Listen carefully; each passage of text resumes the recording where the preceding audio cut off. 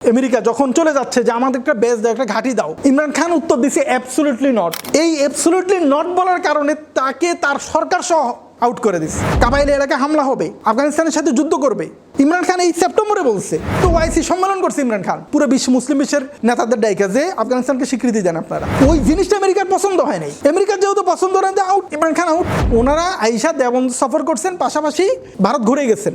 এরটুকের মধ্যে সম্পর্কটা এত জটিল, মানে ওদের কাছে ভারত আর আফগানিস্তান যেন এক হয়ে গেছে। কর্তৃত্ব তার চালানো তো বড় দূরের কথা, আফগানিস্তানে সেই অর্থে ভারতের দূতাবাসটা পর্যন্ত কাজ করে না। পাকিস্তানে তো দূতাবাস আছে ভারতে, তাহলে সমস্যা নেই। তা আমি কেন যাবো তোমার? এটা মানে এটা কেমন হইলো আপত্তিটা?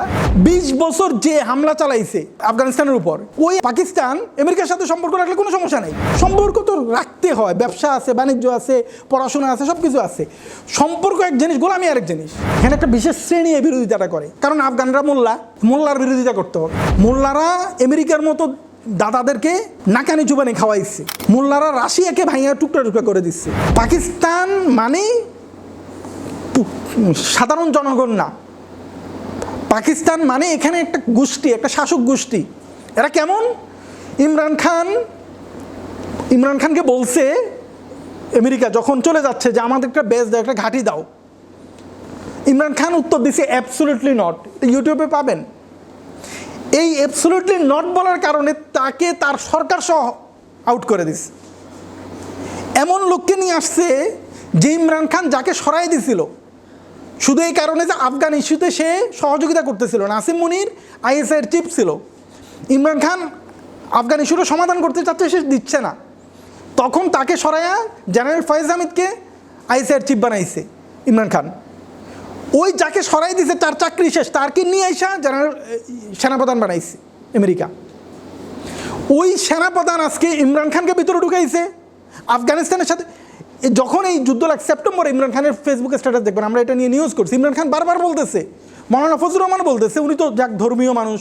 ইমরান খান ফেসবুকে স্ট্যাটাস জেলে থেকে তার বিবৃতি পাঠায়, এটা ফেসবুকে দেওয়া হয়েছে যে আসিম মুনির যুদ্ধ বাঁধাতে চাচ্ছে পশ্চিমাদের খুশি করতে। আপনারা সাবধান হন, কাবাইলি এলাকায় হামলা হবে, আফগানিস্তানের সাথে যুদ্ধ করবে সে। ইমরান খান এই সেপ্টেম্বরে বলছে। ইমরান খানের সময় তো কোনো সমস্যা হয় নাই। ইমরান খানের সময় তো তালেবান আর মানে তালেবান সরকারকে স্বীকৃতি দেওয়ার জন্য ওআইসির মিটিং হয়েছে হলো পাকিস্তানে কোথায়? পাঞ্জাব অ্যাসেম্বলিতে। পাকিস্তানের সবচেয়ে বড় পার্লামেন্টটা হলো ন্যাশনাল পার্লামেন্টটা, সবচেয়ে বড় পার্লামেন্ট হলো পাঞ্জাব অ্যাসেম্বলি। এটা অনেক সুন্দর পরে বানাইছে, যেহেতু অনেক বড় করে বানাইছে। ওটার মধ্যে ওআইসি সম্মেলন করছে ইমরান খান পুরো বিশ্ব মুসলিম বিশ্বের নেতাদের ডাইকা যে আফগানিস্তানকে স্বীকৃতি দেন আপনারা। সম্মেলন করছে, ওখানে বিরোধী পাকিস্তানের সবাই অংশ নিচ্ছে। ওই জিনিসটা আমেরিকার পছন্দ হয় নাই। আমেরিকার যেহেতু পছন্দ না, আউট ইমরান খান আউট। এই বক্তব্যগুলো আপনার মৌলানা ফজলুর রহমান সাহেব, ইমরান খানও তো বিরোধী মৌলানা ফজলুর রহমান সাহেব এই মানে এবারও বলছেন যে আপনারা কী করতেছেন, আমরা কার বিরুদ্ধে লড়াই করতেছি। ইমরান খান ক্ষমতা থাকা অবস্থায় টিটিপি কোনো ইস্যু করে নাই। টিটিপিকে ইমরান খান আসলে এখানে তো রাষ্ট্র চলে হলো সমঝোতার ভিত্তিতে, কিন্তু এইখানে আমেরিকার ইন্টারেস্ট আছে। আমেরিকা তো কখনোই তালেবানকে এতটা শক্তিশালী হইতে দেবে না যে সে এই দিকে আসবে। তো এর একটা আটকাচার লাগাই রাখবে। দাবিটা ফেসবুকে সবচেয়ে বেশি কমেন্ট হয় এটা, যে ভারতের সাথে খুব সম্পর্ক। ভারতের সাথে সম্পর্কটা হলো এখন পর্যন্ত আফগান সরকারের ভারতে কোনো রাষ্ট্রদূত নেই। ভারতে আফগান সরকারের কোনো রাষ্ট্রদূত নাই। একজন বাংলাদেশে যিনি সফর করে গেছেন উনি গুরুত্বপূর্ণ নেতা, কিন্তু রাষ্ট্রদূত না, উনি ভারপ্রাপ্ত রাষ্ট্রদূতের মতো দায়িত্ব পালন করেন। আফগান সরকারের পাকিস্তান সহ অনেক দেশের রাষ্ট্রদূত আছে,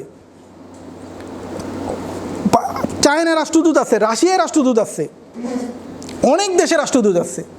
কিন্তু ভারতের সাথে এদের সম্পর্কটা কি? ভারতে আফগানিস্তানে 2 জন মন্ত্রী সফর করছে, তাও 1 বছর হয় নাই।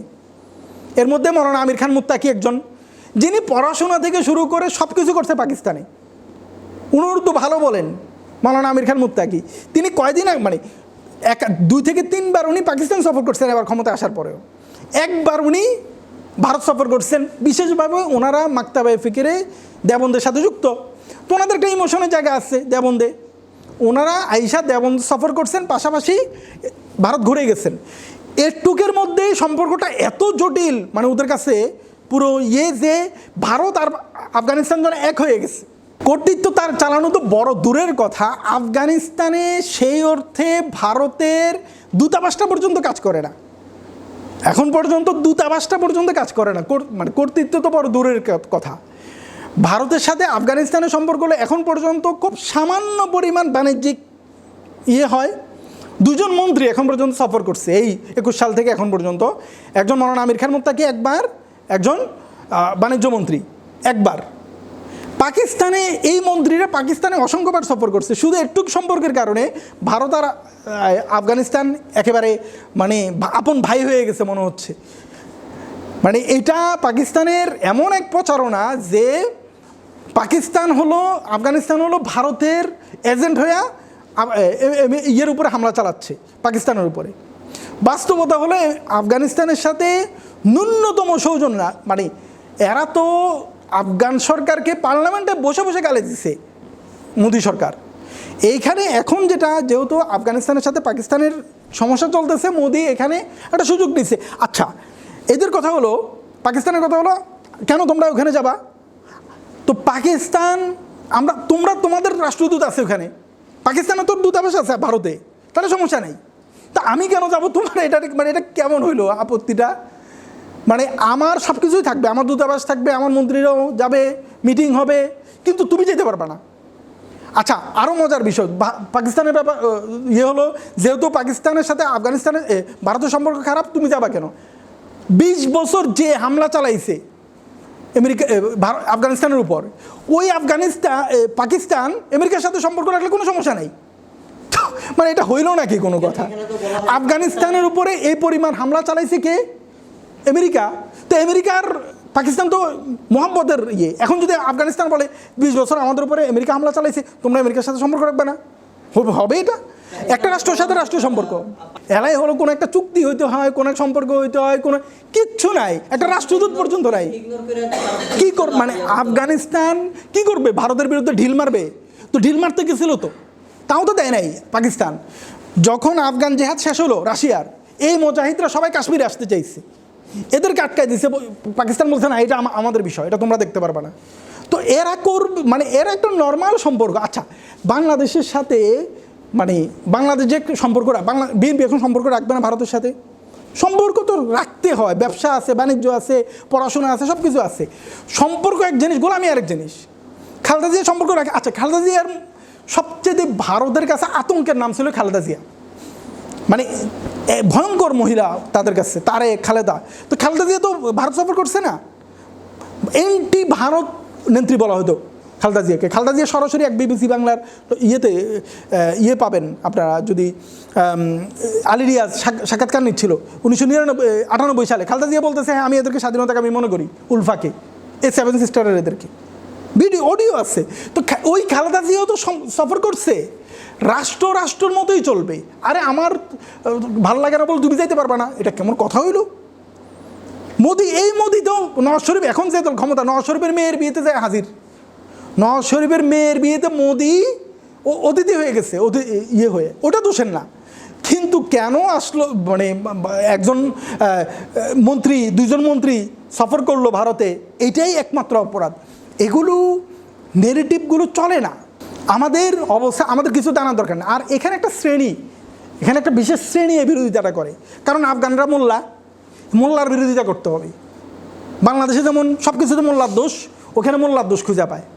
মোল্লারা আমেরিকার মতো দাদাদেরকে নাকানি চুবানি খাওয়াইছে, মোল্লারা রাশিয়াকে ভাঙিয়া টুকরা টুকরা করে দিচ্ছে। তো মোল্লারা এখন এত পাওয়ারফুল কেন? আমাদের দেশের স্যুটকুট পরা আমার মতো যারা একটু মডার্ন থাকতে চায় তাদের খুব অপছন্দ। মোল্লারা এত শক্তিশালী হওয়ার দরকার কি? মোল্লারাই রং। আর ওই যে আসিমুনির একটু পাং আছে, এরাই ঠিক। এদের কোনো স্টাডি নাই। এরা মানে একজনের কমেন্ট দেখলাম, সে বলতেছে মানে মধ্যে সামরিক বেসের মধ্যে কেন যায় মাদকাসক্ত নিরাময় হাসপাতাল বানাইতে হবে? মানে এখানে বোম বানাচ্ছে না কেন? বোম বানায় মানে যেহেতু এরা সামরিক ঘাঁটিগুলো কী করবে? ওরা যুদ্ধ করবে? ওরা তো ঘাঁটি আমেরিকা বানাইছে, এগুলোর মধ্যে এখন যেগুলোকে আফিমখোর বানিয়ে গেছে, এগুলো ভালো বানাচ্ছে। কেন বানাইছে? ঠিক আছে, মেরে ফেলছে। আজীব, মানে এটা ভয়ঙ্কর রকমের আজগবি এদের যুক্তি। কিছুদিন আগে ট্রাম্প বলছিল যে বাগরাম ঘাঁটি দিয়ে দেওয়ার জন্য, যদি না দেয় খারাপ কিছু হবে। এই যে যা কিছু হচ্ছে এটা কি তার অংশ কিনা? অবশ্যই ট্রাম্পের খুব চাহিদা ছিল যে বাগরাম ঘাঁটিটা, কারণ প্রচুর টাকা খরচ করে। ও তো বলে যে এটা লজ্জার, এটা আমি খুব লজ্জিত হই যখন দেখি যে ওদের কাছে অস্ত্র আছে। তো বাগরাম ঘাঁটি পায় নাই, আসিম মুনির তো আছে। বাগরাম ঘাঁটিটা কেন এত গুরুত্বপূর্ণ? বাগরাম ঘাঁটি পুরো এই অঞ্চল নিয়ন্ত্রণের জন্য মানে তৈরি করছিল আমেরিকা, চীনকে নিয়ন্ত্রণের জন্য। বাগরামটা অনেক গুরুত্বপূর্ণ অঞ্চল। এটা ইন্ডিয়াকে, এখান থেকে ইন্ডিয়া নিয়ন্ত্রণ করা যায়, এখানে চীনকে নিয়ন্ত্রণ করা যায়, এখানে মানে এই পুরো অঞ্চলে নিয়ন্ত্রণের জন্য বাগরাম ঘাঁটিটা গুরুত্বপূর্ণ। এটা এখন থেকে না।